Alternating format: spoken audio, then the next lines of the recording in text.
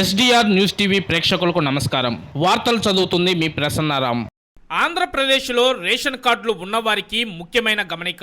June 1 నుంచి పంపిణీలో మార్పులు అమలులోకి వస్తాయంటున్నారు పౌర సరఫరాల శాఖ మంత్రి నాదెళ్ల మనోహర్. జూన్ 1 నుంచి రాష్ట్రంలో రేషన్ షాపుల ద్వారా నిత్యావసర వస్తువుల పంపిణీని ప్రారంభిస్తామని తెలిపారు. విజయవాడలో పర్యటించిన మంత్రి అక్కడ రేషన్ షాపులో ఈ పాస్ మిషన్ పనితీరును పరిశీలించారు. MDU వాహనాలను రద్దు చేశామని, బియ్యం అక్రమ రవాణాను అరికట్టేందుకు రేషన్ షాపుల ద్వారా సరుకులు పంపిణీ చేయాలని నిర్ణయం తీసుకున్నామన్నారు. రాష్ట్ర వ్యాప్తంగా దాదాపు 29,760 రేషన్ డిపోల ద్వారా సరుకులు పంపిణీ జరుగుతుందన్నారు. ప్రజలు ఈ విషయాన్ని గమనించాలన్నారు. రాష్ట్ర వ్యాప్తంగా వృద్ధులు, దివ్యాంగులకు మాత్రం రేషన్ సరుకుల్ని డోర్ డెలివరీ చేస్తామన్నారు మంత్రి నాదెళ్ల మనోహర్. ఇప్పటికే డీలర్లను దీనికోసం సిద్ధం చేశామని, అలాగే రాష్ట్ర వ్యాప్తంగా ప్రతి నెల 1 నుంచి 15వ తేదీ వరకు రేషన్ పంపిణీ ఉంటుందన్నారు. అంతేకాదు ప్రజల కోసం ఆదివారాల్లో కూడా రేషన్ షాపులు పనిచేస్తాయని తెలిపారు. MDU వాహనాలు కొనుగోలు చేసిన వారు ఇబ్బంది పడకుండా వారు కట్టిన 10% డబ్బులు పోను, మిగిలిన డబ్బుల్ని కార్పొరేషన్ ద్వారా కట్టి వాహనాలు వారికే అప్పగిస్తామన్నారు.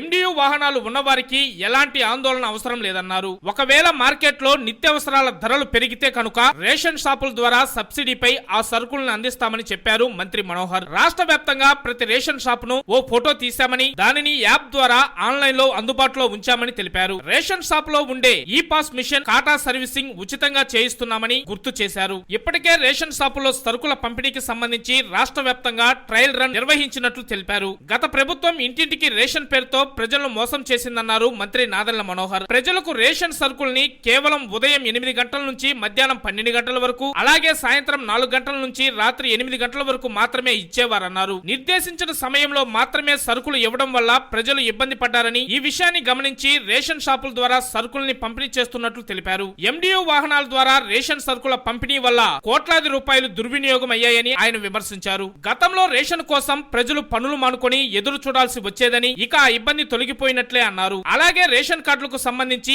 ఈకేవైసీ 96% పూర్తయిందని, ఇది దేశంలో ఒక రికార్డ్ అన్నారు. ఏపీ ప్రజల కోసం కేంద్ర, రాష్ట్ర ప్రభుత్వాలు కలిసి పనిచేస్తున్నాయన్నారు. రాష్ట్రంలో ఎవరు ఆకలితో ఉండకూడదని, కేంద్ర రాష్ట్ర ప్రభుత్వాలు ప్రతి కుటుంబానికి ఆహార భద్రత కల్పించడమే లక్ష్యంగా పనిచేస్తున్నాయన్నారు మంత్రి నాదెళ్ల మనోహర్. రాష్ట్ర వ్యాప్తంగా రేషన్ పంపిణీలో ఎలాంటి అవకతవకలు చోటు చేసుకోకుండా చేస్తామన్నారు మంత్రి నాదెళ్ల మనోహర్.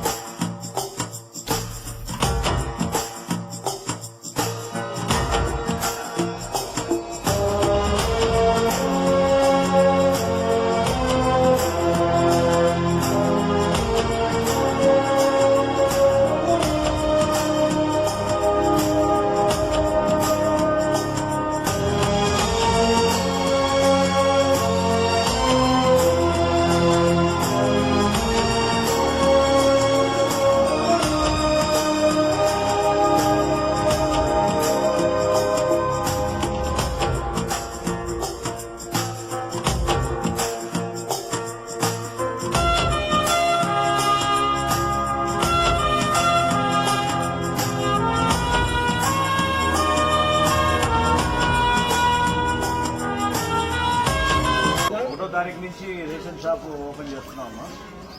మీకేమో పెద్దలకేమో ఇంటి దగ్గర తీసుకొని ఇస్తారు, అందరూ టెన్షన్ పడవలసింది.